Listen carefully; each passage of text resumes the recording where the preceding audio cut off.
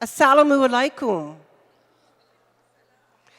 I have the wonderful opportunity to tell you the story of the coalition, and I'm going to be aided in that by Sister Huwaida, who has been so kind and helpful. Ladies and gentlemen, I have the worst cold of my life, so if I start barking in the middle of this, please excuse me. Imagine a world where sparks of passion and kindness fly. Imagine a world where sisterhood is not just a word, but a way of life. Imagine a gathering of women of all ages and stages and backgrounds, of different religious and cultural expressions, exploring new sources of strength and confidence inside themselves. Imagine a river flowing and moving and changing. A river made up of all of the laughter and learning and hard work that we've shared, the women of the Coalition of Muslim Women of KW. As we gather here today to celebrate our 5th anniversary and share some very special moments with all of you. Sisters and brothers, ladies and gentlemen, my dear mother, the story of the Coalition of Muslim Women of KW is a story of quiet determination, filled with surprises, bends in the river, landscapes of challenge, amazing places of beauty and personal transformation, things that we never expected. Today, we are feeling reflective. Today, we are collectively looking back to see where the river started. Now, how do we tell our story to ourselves and to the community around us, which has supported us so affectionately? How did a small little trickle become a mighty river? Well, please settle back for our story as together we look at our beginnings. Do you remember Bill 94? The bill presented in Quebec questioning the choices of dress of Muslim women? The bill which proposed to ban anyone with a niqab or a face covering from obtaining or delivering government services? Shrouded in demeaning language towards Muslim women's clothing choices, Bill 94 shocked and frightened us all. That's when Fazia, our dear sister and friend, snapped to attention. Her 10 flying fingers hit the keyboard. Taking in the implications of Bill 94, she sat down to craft an email of invitation to a number of us, Muslim women with a history of action and grassroots leadership in the community. 20 or more so women responded. It was 5 years ago. We met for the first time on the evening of March 29th, 2010. How beautiful it was to see the room filling up with Muslim women of all ages and cultures and languages. My wonderful sisters of the coalition, Samia, Huwaida, Rama, Anab, Razala, Nazneen, Arij, Minna, and me. Sisters, you have never rested since that fateful evening. Others in larger numbers joined later. And in the room that evening, there was some anger and a lot of frustration about Bill 94. That dreaded feeling of nothing can be done. So what do? We asked ourselves. How could we address the serious concerns about our identity and our citizenship? Who was going to listen to us? From nervousness to action, from fear to courage, it did not happen right away, but our voices grew clearer together as we worked that night and in the days to follow to sort out our hopes. And within a month, we took our response to Bill 94 to Kitchener City Hall, right here. Let Us Talk, April 29th, 2010, was our very first public event. 150 people attended. There was a press conference, a panel, table talks. We did what we could to get our message across. And it was a simple message that we say loudly and proudly today, that Muslim women should be able to freely choose what they want to wear. As we found the courage to raise our public voices, we experienced something that we never imagined: open doors, genuine curiosity, hunger to learn more about us and from us. We were deeply gratified by the warm public response. Our live radio talk had clearly opened up a torrent of fascinating questions, simple curiosity, and expressions of interest in our identities and our everyday experiences as Canadian Muslim women. From that day on, step by step, we decided that voicing our thoughts and sharing who we were and offering opportunities for honest dialogue with the wider community were the most valuable treasures that we could provide to the local community. It was our way of giving back. Our official foray into public affairs had started. I can say to you with confidence that from there, a stream of ideas and actions gushed forth. We had stepped up. We had truly declared ourselves publicly, and we decided to formally become an ongoing organization. A website, a logo, and a successful grant application followed us in the first few months. We called ourselves the Coalition of Muslim Women of Kitchener-Waterloo. When, as CMW sisters, we gather together today and look back at our accomplishments over the past 5 years, our eyes twinkle like the stars. Alhamdulillah, we have presented the only yearly Muslim Women's Festival in North America and Europe for 5 years running.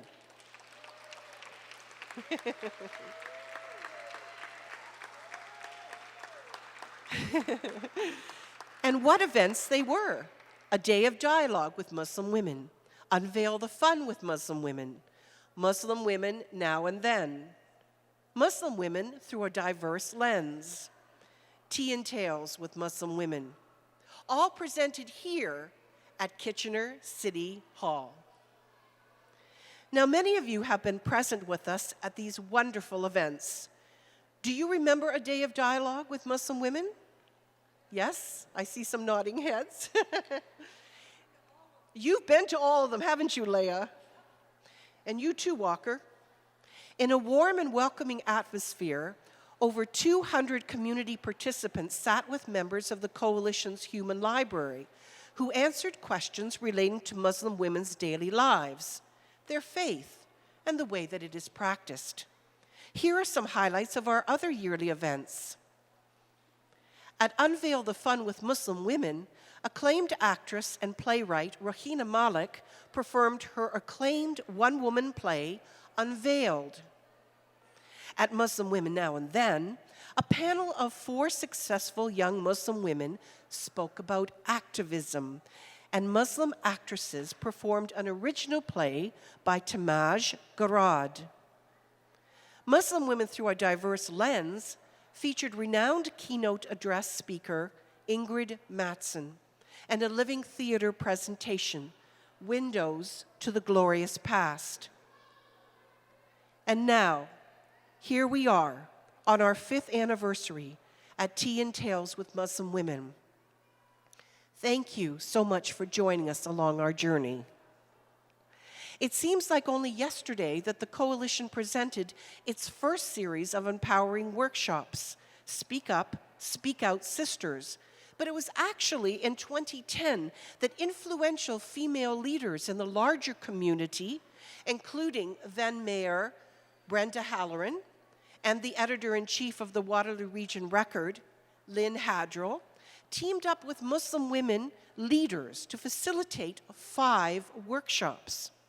Workshops that help us build powerful leadership, strengths from the inside out. And then there have been all of our special projects. The groundbreaking Hate Crimes Project, created strong bonds with the larger community as we proactively documented hate crimes and provided one-to-one assistance to our sisters who have experienced hate incidents.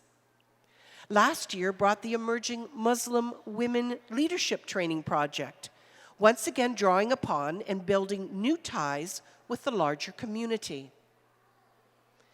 Muslim women learned valuable leadership training skills and then were paired with a mentor, an established female leader in our community, for one-to-one leadership mentorship. And finally, there is our ongoing community arts project, Illuminate, which helps to foster artistic skills and leaderships within our community, as well as give Muslim women, particularly young Muslim women and newcomer Muslim women, the opportunity to showcase their talents locally. We at the Coalition are deeply indebted to our many community sponsors and partners who have helped to make our events, workshops, and projects possible and very successful.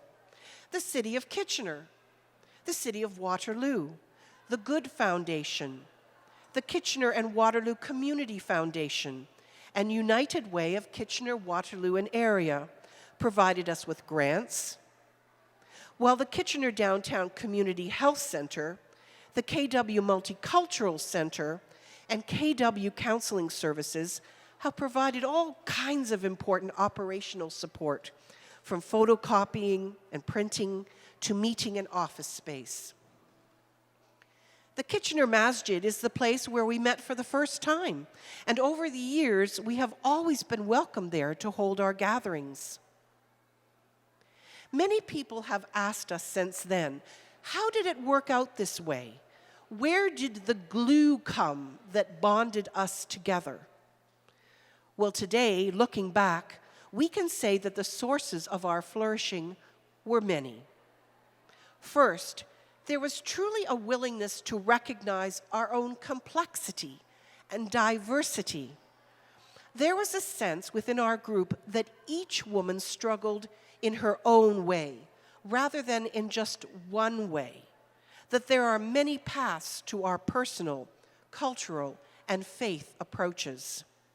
Ladies and gentlemen, we do not fit a cookie-cutter mold.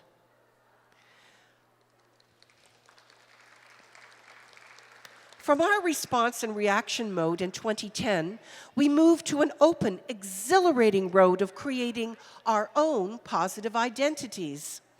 We no longer started from statements saying, we are not whatever you may think we are.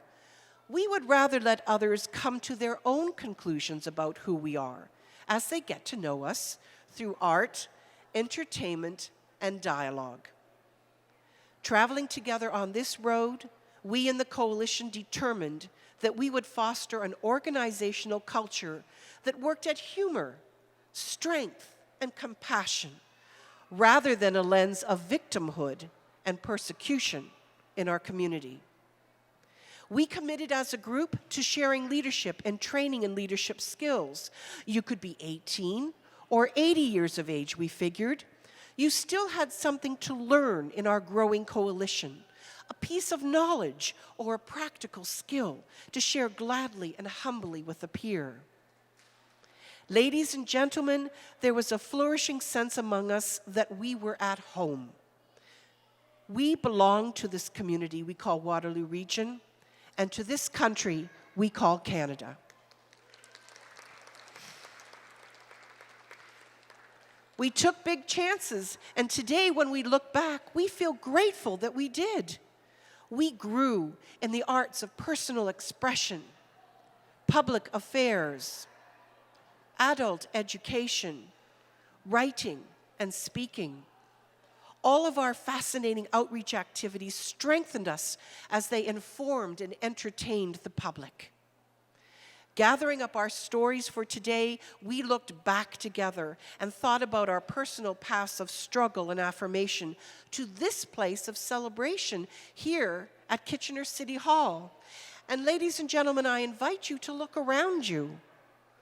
The river of life and action that we've been part of for 5 years, the changes we've helped make happen. This river flows through many neighborhoods in our community today, and this makes us incredibly proud. Chances are there's a transformed Muslim woman in your neighborhood because of her connection to the coalition. Chances are there is a transformed Muslim woman in your workplace who has more confidently become an educator, a graduate student, a social worker, an engineer, a manager, an artist, a teacher, an IT wizard, and a candidate running for office. Because of her connection to the coalition. Chances are there are wonderful young Muslim adults in the school system, both boys and girls, who have become poised and confident in their diverse choices because of a vibrant role model, a mother or an older sister who is a dedicated member of the coalition. As we conclude these happy thoughts on our 5th year celebration, our stories of transformation go on. A writer named John Donahue has said, "I would like to live like a river flows, carried by the surprises of its own unfolding." This has been our story for the past 5 years, and we feel at home with the spiritual depths of those surprises. We will continue to give voice to our stories. In the years ahead, inshallah, you will hear from us in the coalition, and we also hope to hear from you. Our lives and our stories will keep flowing. Thank you for listening. Thank you for sharing this time with me.